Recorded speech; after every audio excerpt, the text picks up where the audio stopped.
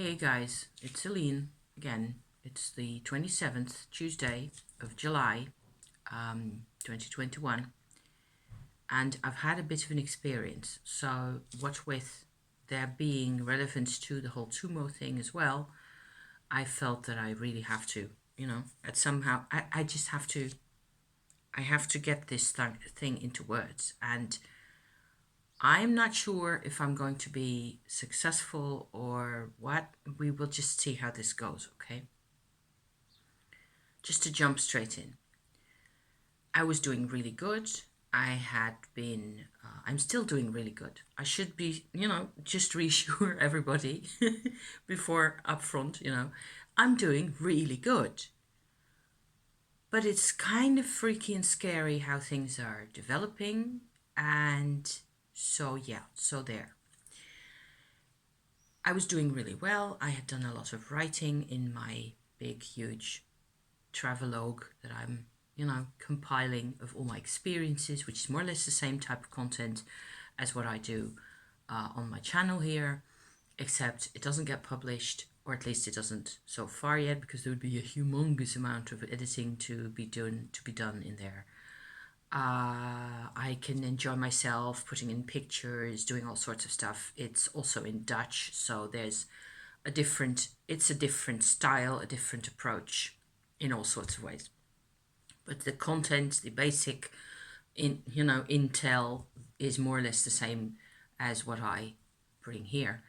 I've been writing on that huge pile of stuff for over a year now, and I found it really supportive. I use sorry, I just had all my drinkies and my coffee and so on, so it's a bit bubbly in here. I have found that both vlogging in this way, as well as the official type writing on the computer upstairs that I do with my images and all my bits and pieces, as well as the informal version of that, which is my journal really, as well as on the foresight the tarot and oracle business that I tend to also use in there, have been super supportive, super helpful along the whole of my whatever it is that I'm really doing, my trying to have a life basically. So that's something that I just wanted to say, how incredibly helpful you can still help yourself even though you don't have all these all this outward success or big activities or huge programs that you're involved in or anything.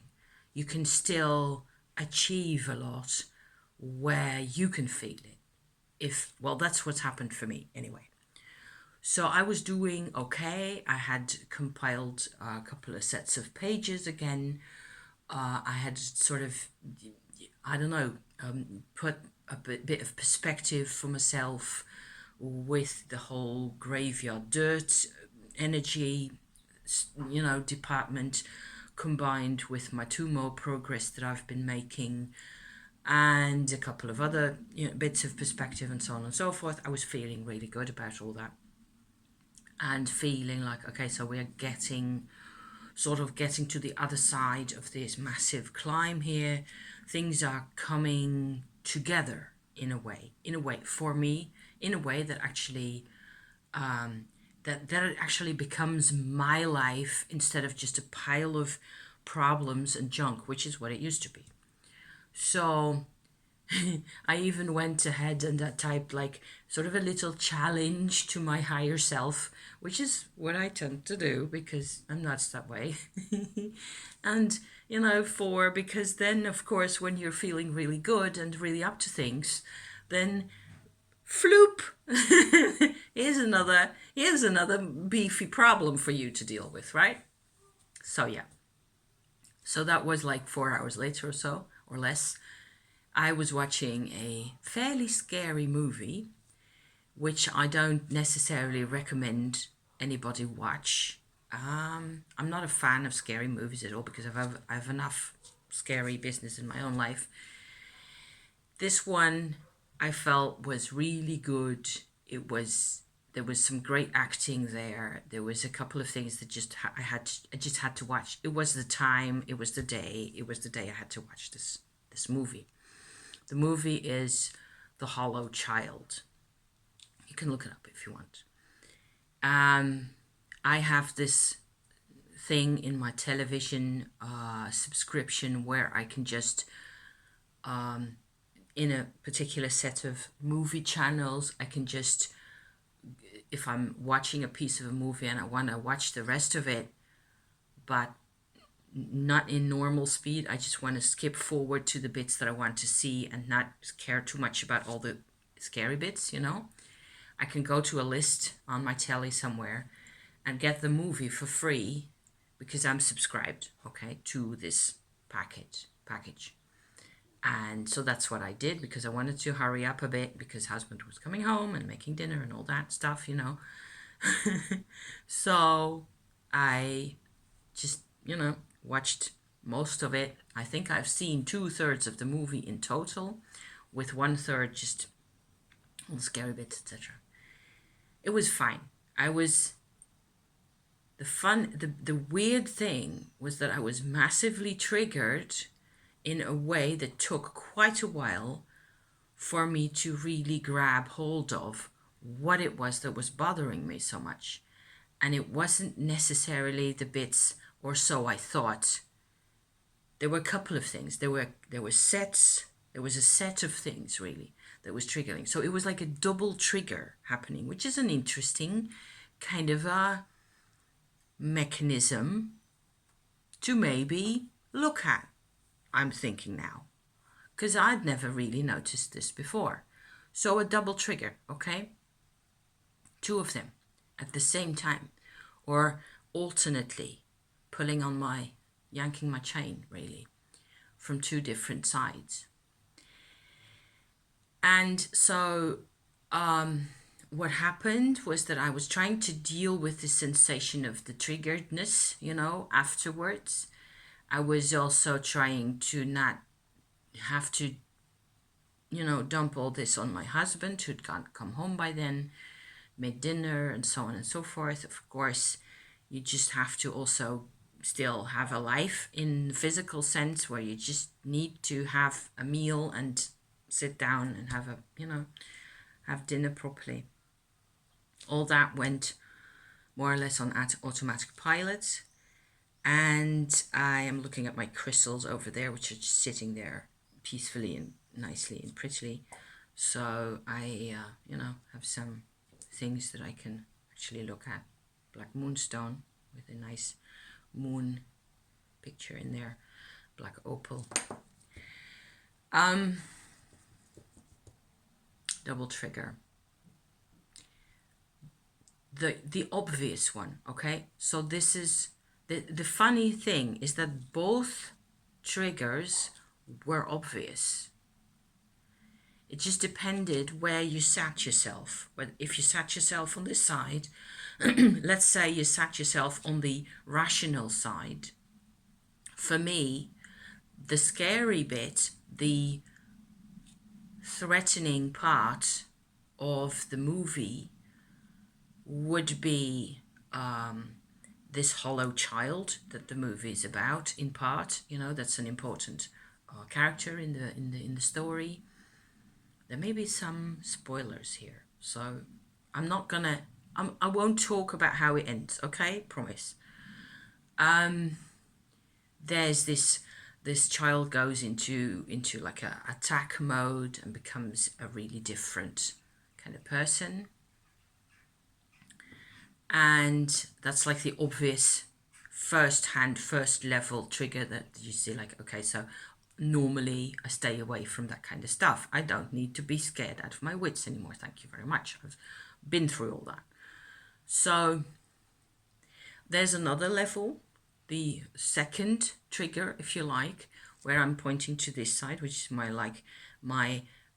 right brain, left hand type of an approach to things, which is where I tend to feel more comfortable nowadays in my life, where I am triggered by the absolute solitariness and loneliness of the main character in the movie, the main person who's through whose eyes you're seeing a lot of the things unfold.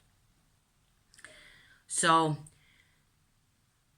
she had to go through a pattern of things that related quite strongly for me to things that I've gone through, especially soul loss and or soul retrieval. And I notice now that I'm talking about these things that I'm really not done with this whole subject. I need to also write it all down and put it on a page with all the sides to the things, because that helps me.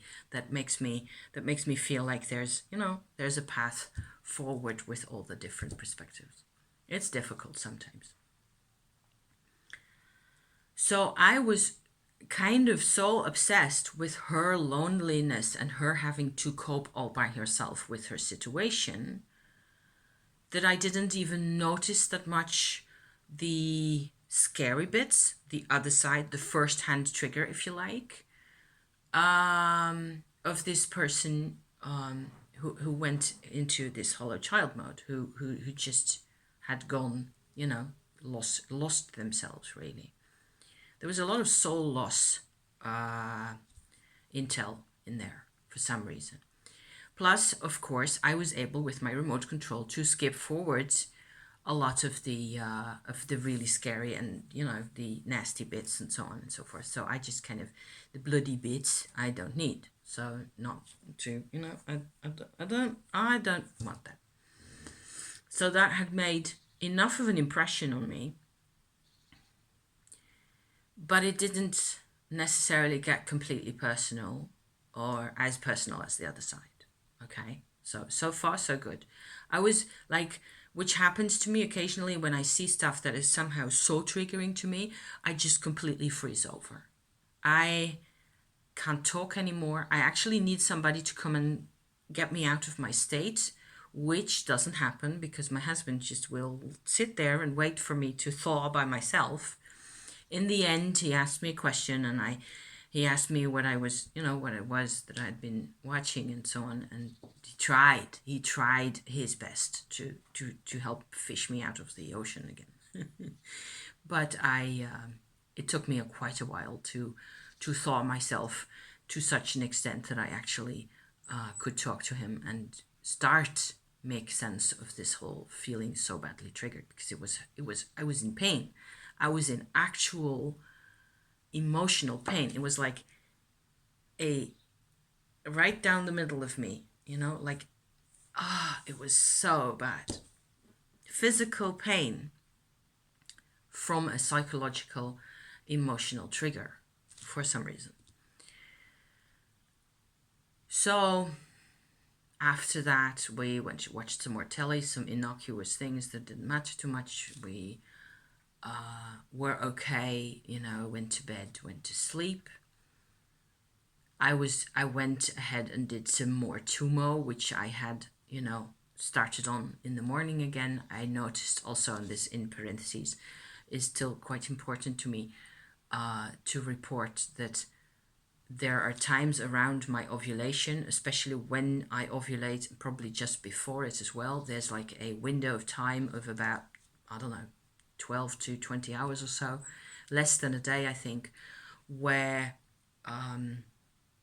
the energy configuration in my underbelly shifts towards trying to hijack all the Shakti energy in my life for my reproductive situation. Okay, so my reproductive system at the time just takes all the Shakti energy that comes in and doesn't allow anything to pass beyond upward to my Dantian or even here or anything. So this has happened a couple of times already this year, where I am 55, so I am in menopause years officially, obviously, and I don't really suffer from any other menopause symptoms at the moment.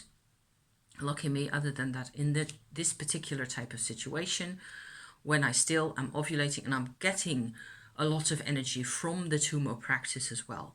So apparently my female organs still think, still believe, still get this energy and still think like, okay, so let's keep this, let's just keep doing this. Whereas I feel like, okay, it would be fine if you just quit the whole monthly travail, Let's forget about being a mother and having babies and things like that. Because I didn't do babies. I never did any babies. Sometimes I think it's a pity and I should have, but then again, I wouldn't have the same life that I have now if I had babies. So yeah, I'm fine either way. The problem is that when the Shakti gets hijacked, the rest of you just goes in total lack of everything mode. There's a complete destitute. It's horrible. It's everything goes to 5% of normal functioning. Everything goes down. And so that's how I explain a lot of menopause symptoms, also in other people, because you're normally you have access to this life energy, and it's evenly distributed more or less, throughout your body. Never mind who you are or what your body looks like or what your body is doing, you have access, and your Shakti is really yours to use all the rest of the time, except during this small period. So I have to do some extra work, and this is where I close the parenthesis again, to get the Shakti to my first Dantian again. Once it's in there, that can actually take about an hour for a full-on, more or less full-on concentration, for the Shakti to actually engage with the first Dantian again. The first Dantian has to sort of reboot completely, and then everything's fine. And you immediately start feeling better, but between starting to feel better and being really operational again, there's a gap there. So that's the hour's worth of work that really goes in there. So I had done that in the morning. I was fine in terms of energy work, and my whole, my system was okay again, when I had this trigger business happening to me. And by the time I was in bed, I did a bit more Tumo up here in my heart area, and I felt like, okay, I still don't really understand what it is that's happening here. Because, and here I come back to my triggers, okay, my double trigger thing. I was distracted, in fact, by how sorry I felt for this girl in the movie with her heroic tale, in fact, which is good, having to solve this huge problem. Nobody listened to her. Nobody believed what she was saying. She was ostracized and isolated in many ways. Very recognizable, very relatable. Awful. But that was actually distracting me from something which was the other trigger, really. And in combination, the two of them in combination, and I don't know whether this works the same for other people, but I'm assuming that there will be a lot of other people for whom this type of movie gives the same result, okay? So, hence the analysis, hence the talking, okay? Where there's isolation and having to do your own path and having to forge your own tools and having to suffer losses, having to carry on regardless, go on with pain and so on and so forth, on the one hand. And then there is fear. There is terror. There is the terror of this dehumanized figure that is out to take apart the pieces of life that you have, that the person has in the story, the character that I have, the little piece of solidity in life, the little assurance, the little selfhood that is even possible in that kind of a life at that time. And I'm reminded of myself at age 14, 15, when I still lived in the northeast of France with my mum back then. And just as a, passing image of a memory of a phase in my life, one of a set of phases where for me, okay, and this is where it gets personal and explicit, more explicit again, the demonic figure was actually my mother. Okay, so this is why this is so bad. This is why this has to do with my own isolation, my own lack of contact, lack of personal involvement with other people, and so on and so forth. I have identified with my mother's life, but my mother was like that, this scary figure, only maybe 1% of the time. Okay, the rest of the time she was in control. She had it all covered up, and you couldn't really see. I assumed, like many people, like many of my relatives, that when there was no crying and shouting going on, we were okay. We were dealing. We could afford to think we had some kind of a life. That's what we pretended to ourselves, okay? This is very normal in scenarios where people are badly traumatized. I think it is nearly always like this. We do not act crazy, whatever that means, or whatever form that takes, all the time. Some people do, but a lot of people don't. And only when the trigger happens, some kind of a trigger, somewhere in life, between people in a relationship of sorts that you have with a person who's in deep pain, suffering, who can be borderline, depressed, narcissistic, psychotic, all of those, 99% of the time in the household kind of a life that you have with a person like that, when they're your parents or close relatives that you have to live with every day, you don't see the crazy. So we all tried and we all contribute. And, I've been emailing with my uncle, who's my mother's younger brother, over the past year and so 2 years, I think, very regularly. He's a very clear representative of this pattern of behavior. So as long as nobody's actually actively crying and shouting and throwing things, we're done. We're okay. And we just carry on regardless and keep our act together and do normal things, make the food, repair bits of the house, whatever needs to be done. There's always things that need to be done. Let's just get them done, So I was the same. I was just like that. I pretended, and I was, a lot of the time when these problems were the most dramatic in my life was before my parents divorced, okay? Both my parents have bipolar, depressed, narcissistic tendencies, obvious ones, but very well hidden. You really have to investigate the themes of narcissism and depression in order to recognize the signs of gaslighting, the signs of the truth not being the truth that you need to live, okay? I'm going to pause for just a minute. Yes, because we were sorely out of battery. So I'm going to check whether we're actually charging.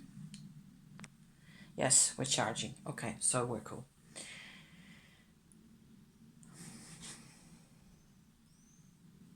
My trigger was that my mother could be like her, like the demon girl in the movie.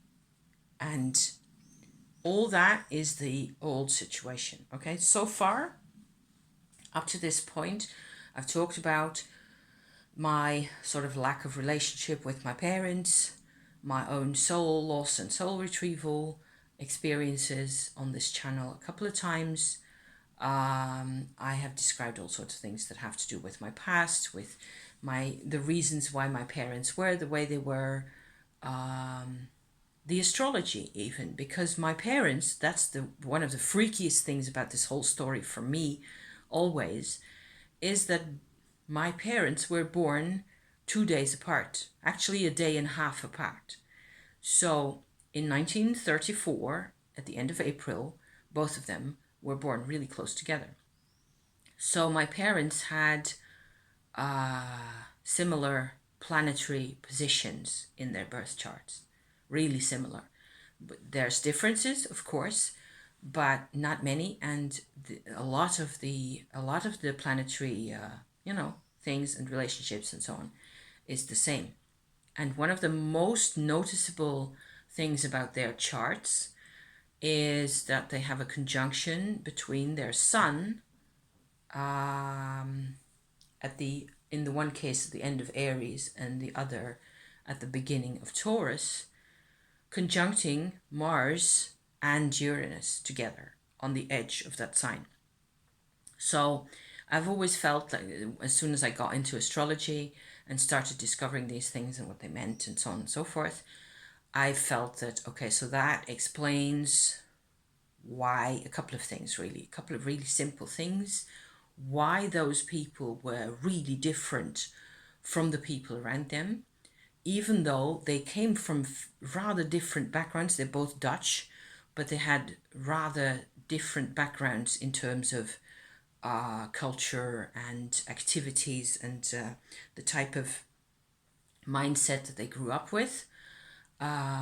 So you tended, as you sort of tried to grow up with them, or other people tried, I think, to place both of them in one or other type of context.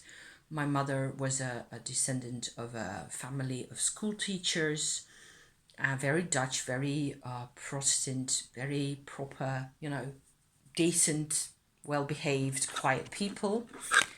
And I'm trying to stick a poster behind my phone, like so, because I feel that's somehow slightly different. And my dad is of Jewish origin, partly, and there's more artistry in that family and more music, and he was a musician all his life.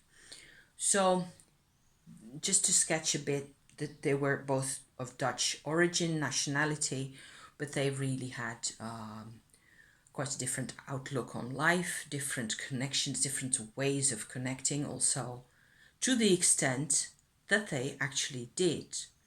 They also had, I think, a really strong sense of themselves, which is what this Sun, Mars, Uranus thing in their chart, okay, gave them.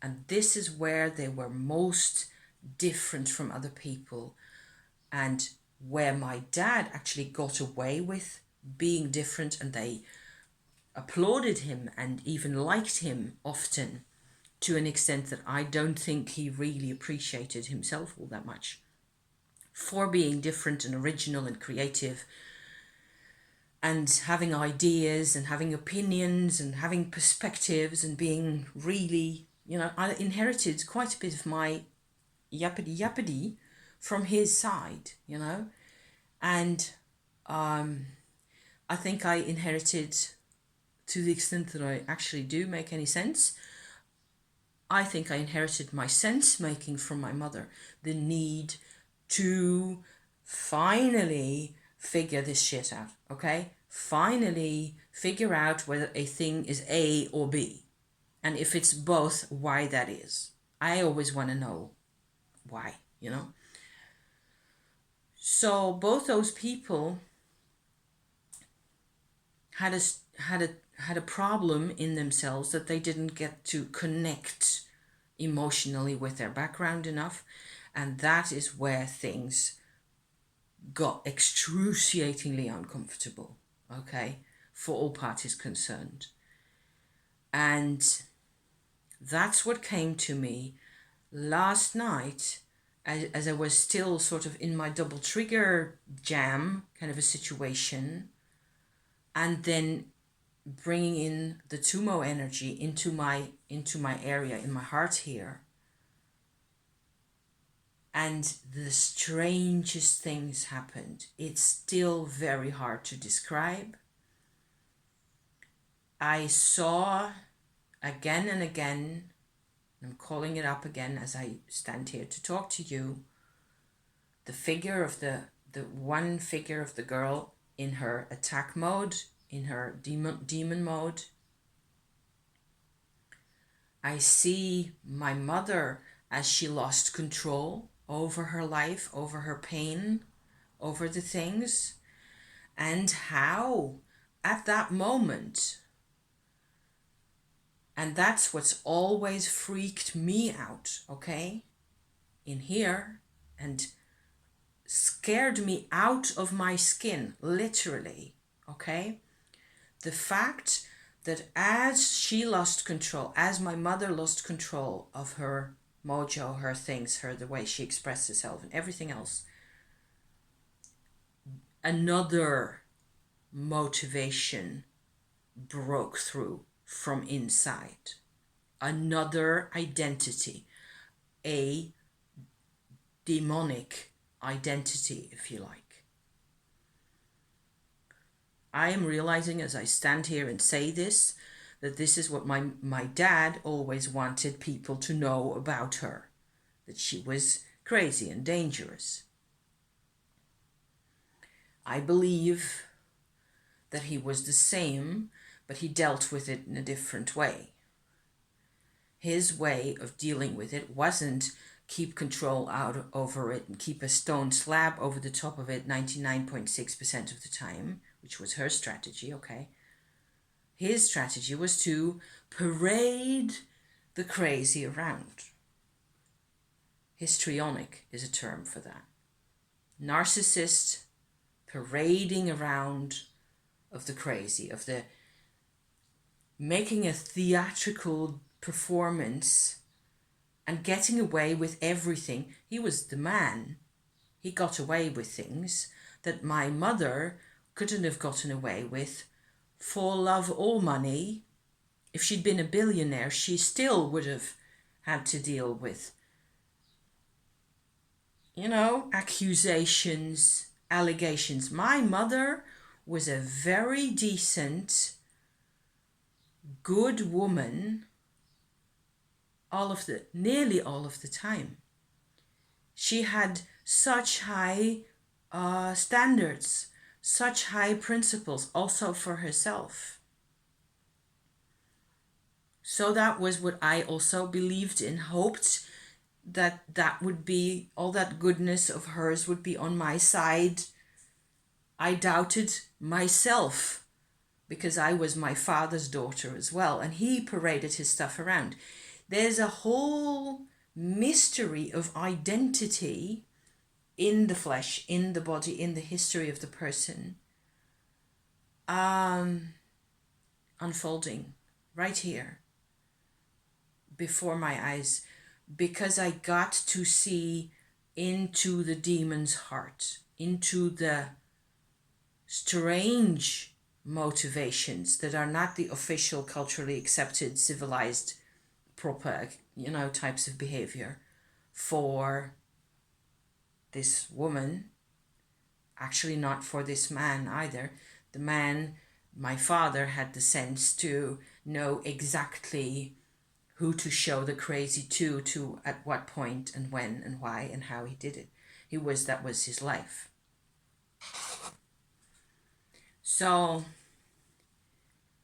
for some reason, with the Tumo energy in here,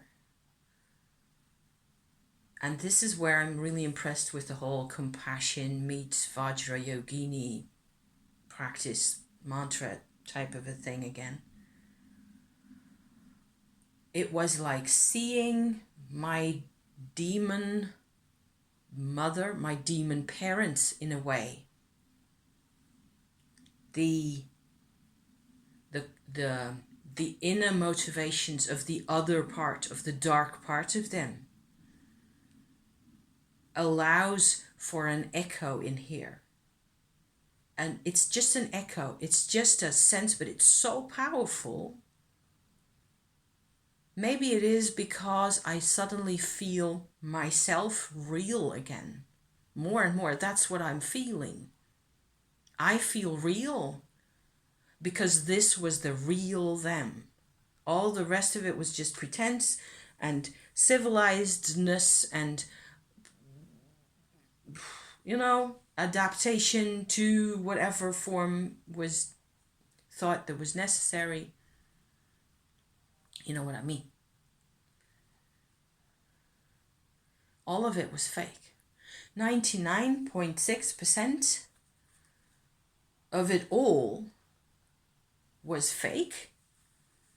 And my dad's attempts at it was also fake. It was also just a dance to stay on top of the ball, like what is that in the circus act where a bear is dancing on a ball, just balancing back and forth, something like that.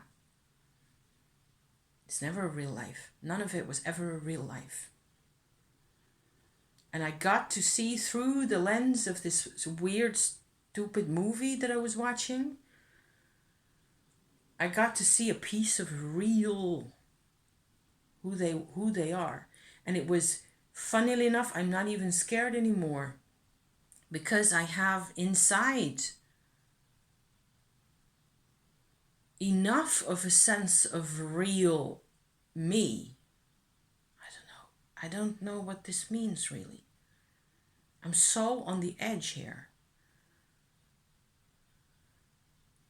It turns the crazy into compassion. There's a compassion that just plummets down into this icy deep hole. You see? It understands. It really, in here. I'm not even comfortable calling this I yet. But it in here, I suppose the Tumo in here, understands them and her, especially in a way that is power. My cards, I pulled 2 cards just now. I will go get them. Hang on. I pulled a strength card, which is, of course, the sign of Leo, my sign. She has a bit of a red face. And there isn't really much I can say about this card other than I get this all the time, and it's really my a representation for me of inner strength, and also of my Tumo energy a lot of the times. The other card was this one, Jupiter. This is the Tarot Gerger, which is like an Alsatian North France version of the Tarot de Marseille, and it has this one and Juno instead of the Pope and Popes, okay? So these are fairly old-fashioned cards. I think they're 18th century or something. 17th, late 17th, early 18th century, something like that. In the normal astrological connotations for this this deck, this is Leo, this is Taurus. Taurus is my North Node, Taurus is my mother's sun sign, so on and so forth. All those connotations connect these two forces really together at this moment, at this time that I'm pulling those cards here for me. I am also seeing Jupiter as the sky god, right? Zeus, the light of the blue sky that encompasses all the patterns that direct our lives, that symbolizes also progress, funnily enough, progress and growth, finally personal growth, finally, after all those years, getting a wider perspective, an eagle eye perspective, if you like, Whereas what happened really was in here in the total darkness, and it still hurts. it still feels like I've been punched here, which is what happens if you do tumo, okay? Tumo punches you where it happens to, where it needs to be, where something needs to be shaken out of its mold. And boy, there was a mold. Oh yeah, there was a mold, as in a shape that has to, that you pour the stuff in, you know, for it to set. And there was mold, the other type, with little funguses growing all over the place. Ugh, geek, yucky. So I am so glad I watched that stupid movie, and I am so tired, and I'm so ready to go on holiday, and I still feel like I've been granted some kind of extraordinarily scary and personal inside perspective into a nature that I don't even feel like I recognize that nature as my own or anything, because I tend to have crazy moments as well, because who doesn't? But if you leave me alone, or if you, I don't know, maybe I'm more like them than I ever thought. That's probably the case. That's probably true. And why wouldn't I be? All those people, everybody that I know has scars. They're all over. I really am. Otherwise, I wouldn't have any need to make these kinds of videos. If it was just me and my ancestors having these problems, and everybody else is just da da da da da, you know, and we're fine and everything's fine all the time. I don't think that's really true. So maybe I have to, yeah, maybe that's what it is about. The hidden motivation, the scariest thing in the world. The hidden agenda, the hidden plan, which is probably nothing more than the need of the individual identity living in there, the need to survive, the need to defend itself if must be, yeah. So that's 3/4 of an hour's worth. I can, is it? Yes, nearly. Thank you so much for being here again, okay? This is rather heavy-handed stuff, I feel, for the summer season. I'd sworn to high heaven that I wasn't going to do any more heavy stuff until the end of August, at least. Life had other plans, okay? And I do feel empowered quite a bit, and also tired, and also really ready to go and buy me some lunch of some sort, you know. High time to take it all down a notch again and just simmer down and see what we've got. And because there's always a next day, and we're still here, okay? You and I, we're still here. Thank you so much for watching again, and I will, I really, really, really want to just only do innocuous little card things and joy stuff, okay? Thank you. See you next time. Bye-bye for now.